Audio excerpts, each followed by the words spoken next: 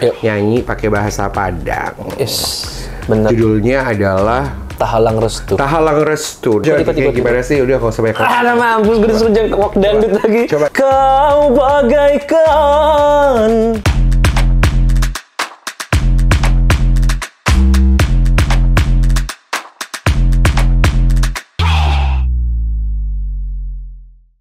Di ruang cerita Delano kali ini, gue kehadiran seorang teman mempunyai talenta yang luar biasa. Beliau laki-laki, ya, putra daerah dari Bukit Tinggi. Tuh, saya hampir banget ke Bukit Tinggi waktu itu. Tapi nggak apa-apa lah, karena nggak sempat ke Bukit Tinggi, gue hadirkan saja idolanya orang Padang, ya, Bukit Tinggi, dan juga seorang TV presenter. My God, oke, ini dia di sebelah gue, Yogi Nandes. Nandes atau Nandes sih? Nandes. Nandes. Yes. Yogi Nandes. Apa kabar? Baik, alhamdulillah. Sehat? Alhamdulillah. Baru pulang jalan-jalan dari Turki. Ya. Sama siapa sih ke Turki? Sama adekku, sama kakakku. Bertiga. Bertiga. Seru banget. Kok tiba-tiba memilih kayak ya udah deh gue ke Turki gitu? Karena yang buka itu doang, Kak.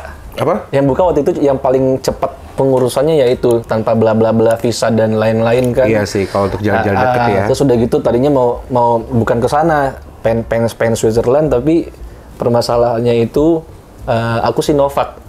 Jadi waktu itu masih bisa masuk ya. Masih ada di periode mereka itu harus PCR sekali 2 hari. Oke. Nah, itu dia makanya ya kali dicolok sekali 2 hari. Capek lah. Iya. Makanya Turki aja paling. Berapa lama tuh di Turki kemarin? 10 hari. 10 hari. Ya, 10-11 hari lah. Main-main salju, ya kan, gaya-gayaan gitu kan. Jadi gayanya tuh kayak stylish Tapi gitu. pulang stres tahu. Kenapa? Ya stres lah karantina. Oh iya. Masih 10 hari aku karantina waktu itu. Ya nggak apa-apa. Siapa suruh lu mau ke Turki? Iya kan. Iya kan, dan Yogi ini tuh baru juga mengeluarkan single barunya ya. Nyanyi pakai bahasa Padang. Yes, benar. Judulnya adalah Tahalang Restu. Tahalang Restu. Nama judulnya tuh cukup sound catchy karena waktu gue di WhatsApp sama Yogi, Kak tolongin dong untuk juga ikutan promo. And I was like, okay, gitu ya. Dan berhasil ya. Alhamdulillah. Yes, luar biasa. Alhamdulillah. Karena positif. betul. Tahalang Restu gimana tuh? How is it go? Bagus? Responnya alhamdulillah positif, kayak semacam merimain, khususnya kalau buat sebenarnya kan aku kan pengennya itu memperkenalkan lagu Minang ini bukan hanya dikenal di Sumatera Barat aja sih, Kak. Karena pengennya itu bisa menambah deretan lagu-lagu daerah yang bisa diterima secara nasional. Kan banyak tuh teman-teman musisi-musisi daerah timur yang lagunya bisa diterima secara nasional, bahkan orang-orang yang dengar bukan orang Ambon misalkan, bukan orang-orang timur gitu. Tapi bisa diterima. Nah, di penikmat musik se-Indonesia gitu loh. Yeah. Jawa pun juga gitu. Nah, aku tuh punya goals itu ya nggak jauh-jauh dari itulah. Pengen gimana caranya mungkin next lagu Minang lah yang bisa ada di posisi seperti itu. Keren ya, luar biasa, dan yang membuat gue kagum waktu di saat dapat promonya dari Yogi tuh adalah anak muda penyanyi gitu ya, dan masih mau membudidayakan lagu daerah gitu. Lagu daerah. Lagu bahasa daerah, sebenarnya itu bukan lagu daerah kan? Iya, bukan. Lagu berbahasa daerah. Yes, benar. Tahalang Restu kan tuh artinya gimana sih? Kayak nggak direstui ya? Iya, kalau di bahasa Indonesia kan terhalang restu. Sebenarnya bahasa kan? Minang, iya, bahasa Minang itu kan sebenarnya bahasa yang kalau kita dengerin kata per kata itu bukan bahasa yang sulit untuk diterjemahkan. Ya tahalang dong tuh dari terhalang nggak. Restu ya restu. Ya terhalang restu lah kalau di bahasa Indonesia. Oke, tahalang restu. Nah, apakah lagu tersebut masuk dalam kehidupan pribadi Anda? Jangan sampai atul amit-amit ya. Apa? Enggak. Cuman jangan sampai amit-amit ya kan. Iya, Cuman aku sih berusaha untuk memposisikan diri sebagai objek penderita lah di lagunya itu. Oh, gitu. Mungkin biasanya kalau lagu tuh bisa rohnya masuk tuh nanti. Iya, harus punya empati yang besar menjadi orang yang terhalang restu. Betul. Gitu. Harus memerankan lah di lagu tersebut. Kenapa tiba-tiba bisa memilih lagu Tahalang Restu itu tuh? hasil brainstorming bareng tim sih Kak sebenarnya. Sama Sony juga ya? Sama Sony Musik, kemudian sama ini yang bikin Bang Tengku Safik, 3 komposer. Jadi waktu itu kan pas kita lagi meeting, ini kira-kira musisi siapa yang bakal kita ajak untuk kerjasama project ini gitu loh, single ini. Karena kalau aku coba untuk ajak musisi yang ada di Sumatera Barat, kayaknya goalsnya aku bukan meng-underestimate, tidak Kak, cuman mending aku coba yang udah pasti bakal bisa aku sampein isi kepala aku ke orang ini gitu loh. Karena kan targetnya aku pengen membuat sebuah lagu daerah yang dikemas secara musiknya tidak terlalu klasik-klasik Minang banget. Bahkan di sana tuh cuman terkesan hanya lagu pop yang berbahasa Minang gitu loh Kak. Tujuannya apa? Supaya aku bisa pelan-pelan bikin lagu itu bisa diterima senasional. Kalau dibikin terlalu klasik kan takutnya susah diterima gitu loh. Betul. Dan sebenarnya memang banyak sekali ya lagu-lagu yang berbahasa daerah dan mempunyai viewers ataupun fansnya juga besar sekali ya, Yogi ya. Banyak banget di Jawa, di Sumatera, dan itu yang sebenarnya seharusnya dipertahankan lah ya. Iya. Ya nggak sih, maksudnya untuk paling tidak anak-anak muda sekarang ini nggak cuma digital dan teknologi doang gitu kan, tapi kan juga bisa menikmati lagu Indonesia dengan dari daerahnya gitu ya. Itu keren sih, itu keren banget. Nanti ada cuplikannya sedikit ya di sini seperti apa video klip dari Tahalang Restunya Yogi.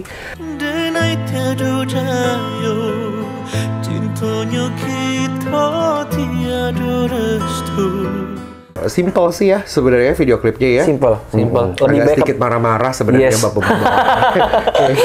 Nggak terima gitu ya, Tahalang Restu dia nggak terima sebenarnya. Lebih galak dia di situ. Video klipnya emang lebih ngangkat ke profile dulu sih Kak, karena buat ngingetin orang lagi kalau ada penyanyi. Aku pernah bikin album anak-anak dulu. Minang. Ada 12 album. Jadi pengen biar orang-orang mengingatkan ada orang lagi gitu ya. Bikin lagu Minang lagi. Itu yang mungkin targetnya memang spesial buat orang-orang yang Padang sana lah, Sumatera Barat lah. Iya. Sebenarnya nama Yogi tuh kayaknya nggak Padang ya sebenarnya, Yogi itu kan nggak Padang ya? Apa namanya? Yogi. Asli namaku Yogi Novrionandes justru. Jadi ya emang nggak Padang sih, nggak. Iya ya, kayak nggak Padang Yoginya gitu. Anyway, lahir dan besar di Sumatera Barat, kota Bukit Tinggi. Tahun berapa akhirnya memutuskan pindah ke Jakarta? Pindah ke Jakarta itu 2009. 2009. Iya, 2009. Benar. Itu lama juga ya. Kuliah kan. Kuliah. Sebenarnya memutuskan kuliah keluar Sumatera Barat itu tujuannya biar dekat dengan industri musik. Gitu loh Kak. Karena ya alhamdulillah kalau untuk Sumatera Barat pada saat itu yang pengen aku cari tuh bingung mau nyari apa lagi gitu loh Kak. Soalnya positioningnya udah bagus waktu itu di sana.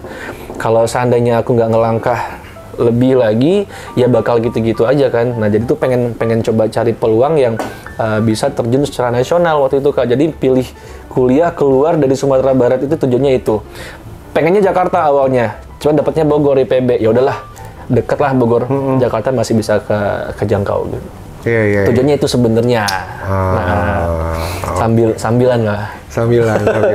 Dan yang menjadi luar biasa teman-teman ya, Yogi ini memang ya tadi sudah dikatakan, berarti kan sudah ketahuan ya passionnya sangat di musik dan juga bahkan sudah punya 12 album, is it right? Yeah, bener? Yeah. 12 album, berarti kalau satu album hitungannya bisa 7 sampai 9 ya? 5 apa 9? Lagu? Apanya? Satu album kan? 10. 10 ya? 10 bahkan. Oke, tuh gue so tau deh untuk yang 9. Tapi kalau di Jakarta iya, album nasional 8 bahkan. Cuman kalau lagu daerah tuh 10 biasanya.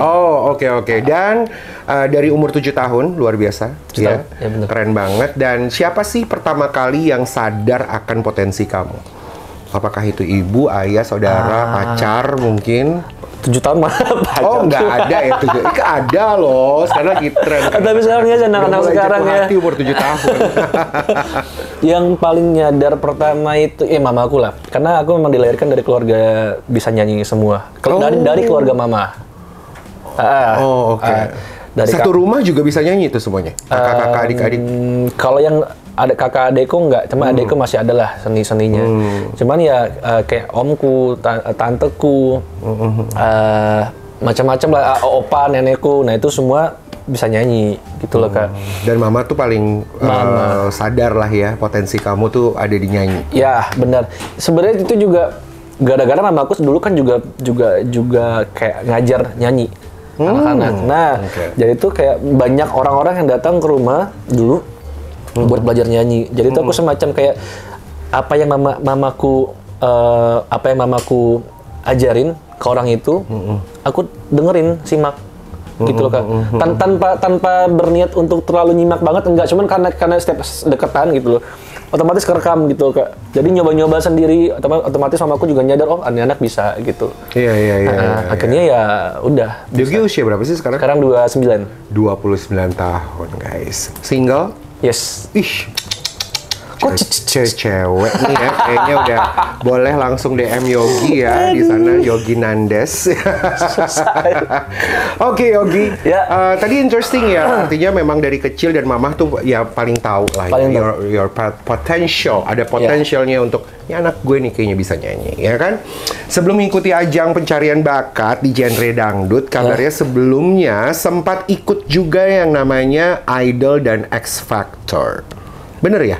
Iya, benar. Oh. Ya. Itu ya sebelum KDI. Sebelum KDI. Tahun berapa itu?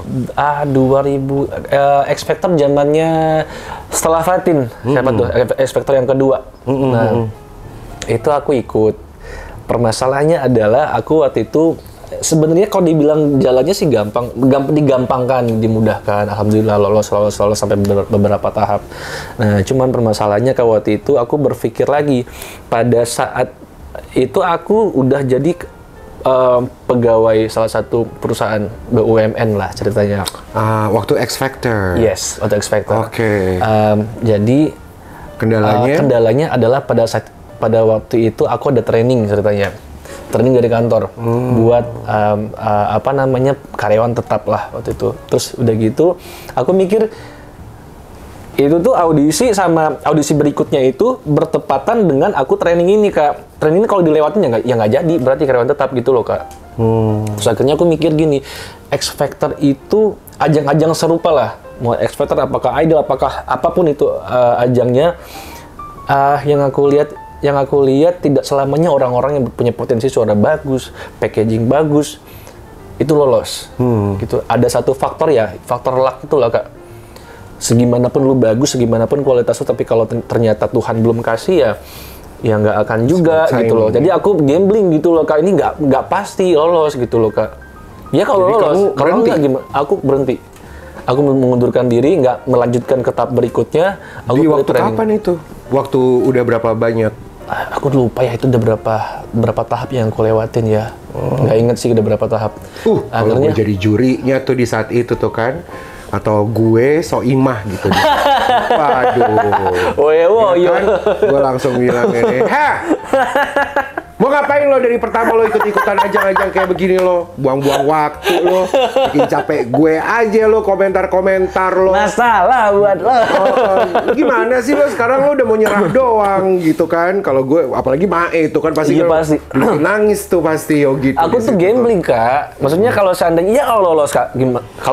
Kalau karyawan kantor BUMN udah kesejahteraan gaji sudah pastilah aman lah. Tapi gitu. Gue nggak terima ini, gue nggak terima. Seharusnya nggak boleh ya. Jangan dicontoh. Bener nggak? Jadi contoh tuh dengar tuh, yang ngawalin dari Sony pasti juga nggak suka. itu belum berani. Tapi betul sih, gue bisa memahami situasi Yogi di saat itu karena memang ada bekerja BUMN itu juga sebenarnya sebagai pekerjaan yang sangat baik, ya kan? Dan di saat itu untuk benar-benar memilih, kan life is about choosing, guys. Ya kan, di saat lo berdiri di sana, lo harus memilih lo mau ke kiri atau lo mau ke kanan, gue mau A atau mau B. Nah, cuma memang yang sangat disesali di sini kalau gue ngebayangin gue jurinya di saat itu, ya duduk bersama dengan Inul, kok Inul ya? Ting gitu kan, Ivan Gunawan. Pasti kita akan begini, ngapain lo di sini? Lo habis waktu gue aja lo tampil lo udah 10 kali lo tampil di sini gitu. Tapi gitu sih, Kak. Pertimbangannya ya itu sih. Belum siap full buat masuk. Iya sih. Kalau Idol? Idol itu SMA. Oh. SMA itu juga ya nggak tahu ya kayak sebenarnya alhamdulillah tuh kayak jalannya ada cuman ada aja kendala. Di Idol itu sampai selesai. Di Idol itu aku udah mau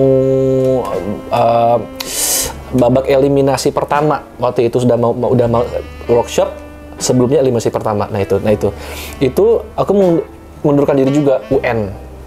Nah kalau itu oke lah. UN dulu Kak waktu itu ya bertepatan UN zamannya ujian ya. Iya zamannya siapa ya itu juga nyolong umur tahu umurnya kurang gitu. Zamannya siapa itu? Zamannya yang menang waktu itu Aris. Aris itu Gisel ya. Iya, Gisel. Oh, oke. Nah, seru ya ceritanya Yogi. Apa sih yang kamu rasakan waktu memutar balik ya? Kita putar balik ke sana. Yang dari seseorang yang terbiasa berkompetisi dengan genre pop, lalu tiba-tiba harus berjuang di genre musik dangdut, of course ya. Yes. Buat Yogi sendiri itu seperti apa? Karena di KDI ya, kamu tuh bisa sampai masuk pada akhirnya di 4 besar. Ya, sebenarnya untuk dangdut itu juga bukan genre yang aku bawain tiap hari. Pakemnya nggak di situ gitu loh. Ikut KDI ya, yang namanya orang Minang, orang Padang, ketika dia nyanyi lagu daerah Minang, itu how to produce suaranya mirip Kak dengan dangdut. Ya walaupun outputnya beda ya, cuman yang di sini sama yang di dalam yang bergerak itu sama gitu loh Kak. Dan akhirnya banyak yang meyakinkan, ayo ikut. Gimana sih? Udah kalau sebanyak mampus, gue disuruh jangan dangdut lagi. Coba. Aku Melayu nyanyinya gimana? Ini nggak ngerti, ini nggak paham nih gue ini ceritanya ya. Gue nggak paham. Coba, lu nyanyi si Melayu, terus abis itu lu nyanyi dangdut tuh gimana tuh? Yang dibilang sama, main di sini sama main di sini katanya. Ini yang nonton ada Soimah nih nonton. Oke. Gimana coba? Nih, Melayu. Sayanglah dama getah sumpitan.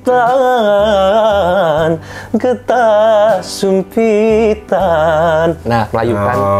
Kalau dangdut, kau bagaikan rahwana. Ya hampir sama kan sebenarnya. Oh, paham. Gitu. Luar biasa. Mirip-mirip kok. Baru ketahuan pendangdut ya. Penyanyi Melayu baru ketahuan. Karena kalau misalnya dari fisik ya Yogi tuh lebih ke tukang pukul sebenarnya. Perlu bodyguard teman-teman ya. Kalau perlu bodyguard bisa ke Yogi Nandes. Ya kali. Nah, luar biasa loh. Memang gue tuh sebenarnya sudah melihat potensi Yogi. Dia punya sesuatu lah inside of him yang menurut gue this guy is special karena gue tuh taunya Yogi tuh bukan dari KDI atau whatever X Factor, Indonesian Idol. Gue malah taunya di saat belum lama sih, mohon maaf ya. Jadi baru taunya di saat waktu pertama kali COVID masuk ke Indonesia. Dan kita tiba-tiba 4 bulan harus ada di rumah, tidak kemana-mana, tidak bekerja. Ya mainannya gue kan YouTube dan media sosial. Nah, gue lihat kok ada, nggak tahu lah ya, tiba-tiba dapat apa, dia nyanyi berdua atau bertiga, tiba-tiba sendiri ngeliat, kok nih orang suaranya bagus and the look is nice to meet you ya, maksudnya. Nice to meet you. Di saat itu gitu. Nah, padahal waktu COVID pertama kali masuk, gue 4 bulan itu gue di rumah sudah buat ruang cerita Delano lewat live Instagram. Nah, gue tuh waktu itu sempet yang gini, lucu juga kali ya gue kalau gue cari dia tuh gimana ya, oh nggak ketemunya yang bener-bener ketemu begini tuh di pagi-pagi Ambiar. Sebenarnya kita tuh udah ketemu sebelum Ambiar. Oh, masa ya? MNC TV. Beberapa kali kita satu acara DMD. Oh, tapi kita nggak ngobrol. Ya. Aku nyanyi. Aku jadi juri ya. Ah ya, itu tapi pertama kali gue di MNC tuh di DMD. Itu beberapa kali lah kita ketemu. Lebih tepatnya menggantikan Ivan Gunawan. Gitu ya. Karena dia lagi nggak bisa masuk kerja. Akhirnya gue ngeganti. Itu pernah ketemu. Cuman itu beberapa kali sih. It was nice. Sekarang DMD jadinya komedian ya. Iya, kayak main-main gitu, yes, variety show. banyak main. Iya. Dan lolos dari kompetisi dangdut tidak membuat Yogi lupa akan daerahnya sendiri tentunya. Bahkan Yogi punya keinginan untuk membawa lagu dengan bahasa asal daerahnya yaitu Minang agar dapat lebih dikenal secara nasional. Oh my God, Rico, tim gue kayaknya membuat narasi udah kayak pembawa berita deh gue. Panjang. Nah, Gayung Bersambut tadi sebenarnya sudah diceritakan di awal. Gayung Bersambut Yogi sekarang didukung oleh salah satu label nasional yaitu Sony Music Indonesia. Dan gimana sih gabungnya kamu dengan Sony itu cukup luar biasa ya. Karena yang pemiliknya Sony itu adalah anak yang sekarang ini juga namanya sudah mulai Pak Tanto itu the owner of Sony Music Indonesia. Oh, iya. Gitu. Iya sih. Itu luar biasa deh. Maksudnya gue luar biasa buat kamu bisa pada akhirnya terkait dan bekerja sama bersama dengan Sony Music Indonesia dan you're under management SMN. Iya. Dua-duanya gede sih Kak. Dua-duanya besar ya. Berarti kamunya yang harus lebih besar semangatnya sebenarnya. Oh, kok semangat karena kesempatan gede itu loh. sangat luar biasa Iya. buat kamu kan. Apalagi setelah kamu masuk lolos di 4 besar itu ya. Iya benar, walaupun KDI ya begitu waktu itu perjuangannya karena kan dari pop jeblok ke dangdut. Dan gimana kamu bisa dilirik sama Sony?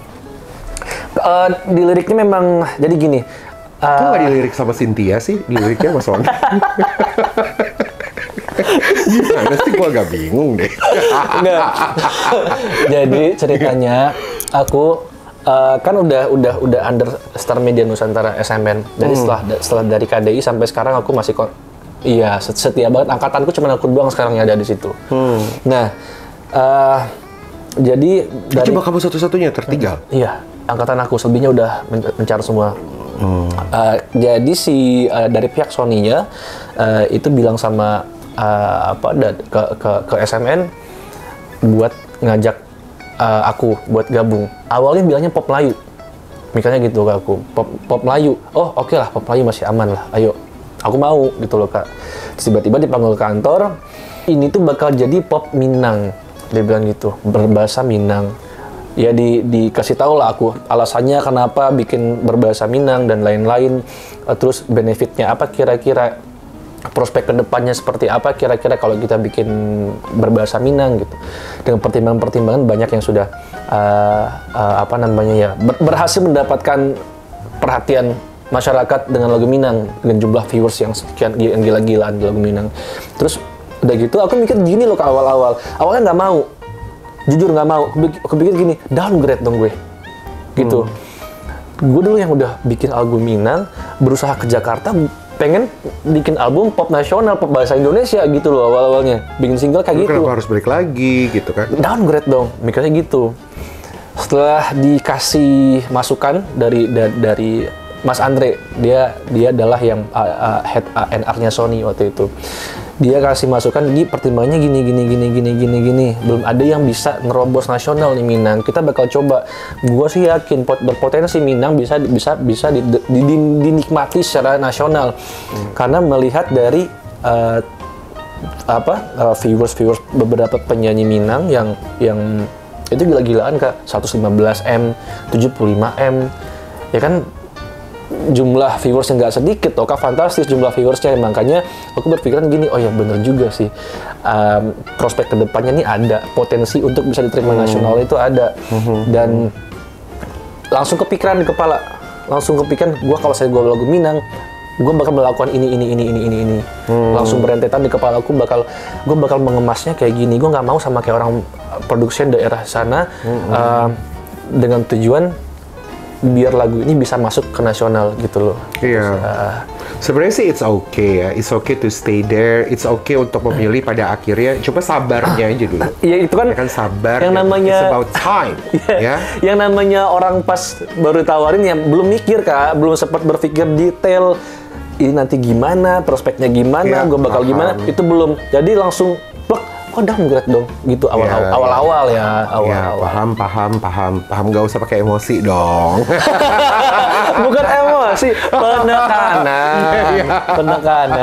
Di luar profesi Yogi Nandes sebagai seorang penyanyi dan katanya Yogi ini adalah orang yang introvert.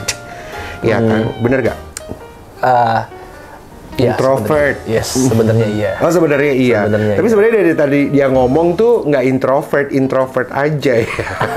Lumayan mau bercerita. Gimana cara kamu beradaptasi dengan dunia entertain? Karena orang introvert tuh sebenarnya agak susah kan untuk bisa, benar. sosialisasi, untuk bisa benar-benar,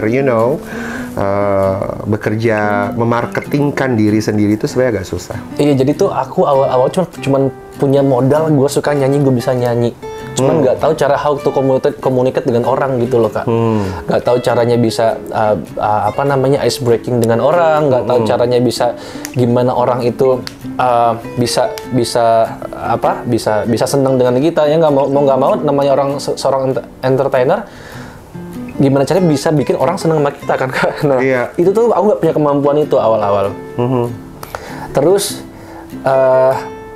cuman tahu dalam artian gue nggak boleh gini. Nah, itu tuh lumayan sih perjuangan untuk mendobrak aku yang diem anaknya, nggak mau terlalu banyak bersosialisasi, nggak banyak omong anaknya, minderan, insecurean anaknya gitu loh. Nah, itu tuh yang ini menarik. Insecure, kalau ngomongin insecure, kamu insecure apanya? Nggak tahu. Jadi itu gini loh. Nggak jelas. Pokoknya kalau aku berhadapan dengan orang, apalagi orang-orang yang sudah sukses, orang-orang yang artis-artis besar, itu tuh untuk bisa bekerja bareng mereka, awal-awal tuh susah, insecure banget, Kak, minderan, nggak banyak omong. Jadi kalau nggak dipancing dulu, pasti bakal diem anaknya gitu loh. Beberapa waktu juga mikir, gue takut dibilang sombong lah. Cuman niatnya bukan sombong, tapi emang gue malu, gue minder gitu loh. Gue apa banyaknya gitu. Nah, terus dulu. Kalau sekarang makin lama makin bisa cair, makin bisa ice breaking dengan orang, bisa komunikasi lah. Kaigun tuh pernah bantuin. Jadi, nah ini aku pernah waktu itu acara KDI season setelah aku nih. Setelah ternyata aku ketemu Kaigun lagi. Kita ketemu awal-awal tuh di DMD. Ngobrol, sering ngobrol, sering apalah, aman.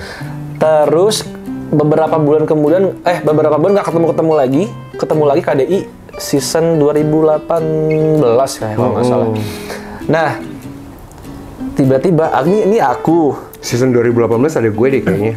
Emang ada kakak ya? Iya kayaknya. Nah, ini aku, ini Kaigun, ini juri-juri yang lain. Kita sebelang-sebelangan duduk, kayak ini panggung tengah. Kaigun WhatsApp aku, ngomong gini, gila ya Gi, kita tuh kenal loh, tapi kita nggak tegur-teguran ya. Aduh, mampus, gue dibilang sombong, dicap sombong, gue nggak mau dicap sombong. Tujuan gue kayak gini, gue bukan sombong sebenarnya, tapi memang gue insecure. Di situ ada Teh Rina, minder, bener. Maksudnya juga menjaga juga lah sebenarnya kan. Ada Teh Rina di sana, ada siapa. Aduh, gimana ya ngomongnya ya.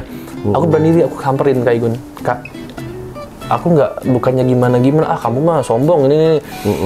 Akhirnya pas balik aku cerita sama Kaigun, aku cerita WhatsApp. Kalau aku tuh bukan gitu-gitu, aku tuh sebenarnya ceritain lah masalahnya, apa kendalanya, apa yang aku rasain. Sebenarnya pergerakan yang dilakukan Kaigun besoknya itu simpel, Kak. Dia cuma ngomong gini ke aku di WhatsApp. Oke, besok kita foto bareng ya. Besok kita ngobrol ya, gitu. Ternyata bener di episode berikutnya, pas kombrek, Kaigun teriak-teriak di mic, ngomong gini, Yogi dari Mampang, kan aku tinggal di Mampang dulu. Yogi dari Mampang, diharapkan kesini kita makan bakso bareng. Jadi berusaha untuk membangun aku tuh supaya jangan minderan anaknya gitu. Yeah. Di beberapa slot dia lagi ngelawak pun selalu dilibatin gitu. Nah, sejak itu tuh, Kak, nggak tahu Kaigun inget atau enggak ya, dengan dia pergerakan dia melakukan itu ke aku itu berdampak ke acara-acara berikutnya. Jadi caranya gini, mulai dapet sela-selanya gimana. Nah, kamu ini sebenarnya Yogi sekarang ini usia berapa? 29 guys, masih muda ya. Kamu 29 tahun. Nah, dari semua perjuangan kamu dari pertama kali sampai Jakarta sampai dengan saat ini kamu duduk di sini, kamu ketakutan paling besar kamu di saat-saat ini tuh apa? Menuju ke depan. Ada nggak kamu ketakutan yang yang paling besar dalam hidup ya? Maksudnya ya atau masa apa? dalam Dalam mana? celana. Gue cuma mengulur-ngulur waktu menjawab doang. Ketakutannya Apa ketakutan yang paling besar? nggak bisa survive di nyanyi. Oh, oke. Ya, itu salah satu Jadi itu ketakutan. sempat kepikiran, Sempat kepikiran. gue bisa survive gak ya nyanyinya? Ya, karena